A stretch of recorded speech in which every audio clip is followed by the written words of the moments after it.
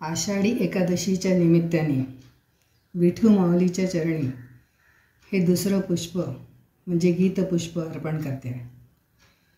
मानवाचं मन स्वैरभैर फिरणारच, ते शांत राहणं अपेक्षित नाही, पण अवगुण तरी सोडून द्यावे.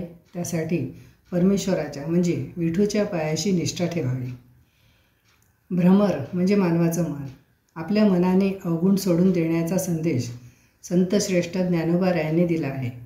या रचनेमध्ये उकाराला महत्त्व असल्याने रचनेतील निरागसता जाणवते. संत ज्ञानेश्वरांनी ज्ञानोत्तर भक्तीला म्हणजे ज्ञानप्राप्ती मोक्षाचे साधन म्हणून करावी हे सांगताना ज्ञानप्राप्तीनंतर समाजात काम करून भक्तिमार्ग दृढ करावा अशी धारणा व्यक्त केली. आता उपमा अलंकारातील हा अभंग ऐकूया. ऋणझण ऋणझण रे भ्रमरा, सांडितो अवगुण रे भ्रमरा.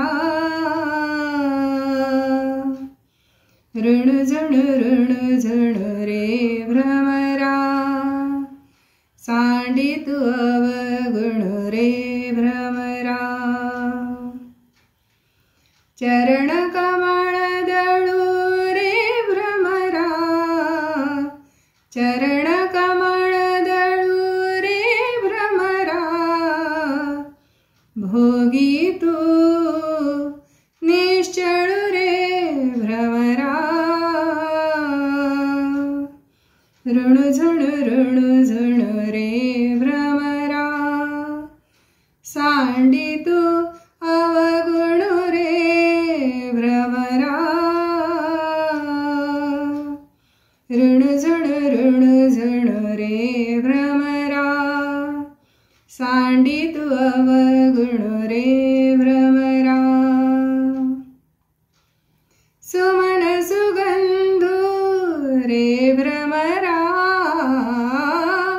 सुमन सुगंधू रे भ्रमरा.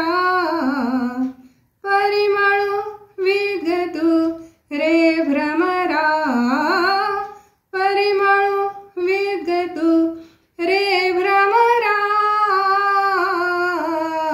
भ्रमरा. ऋणझण ऋणझण रे भ्रमरा, सांडितो अवगुण रे भ्रमरा.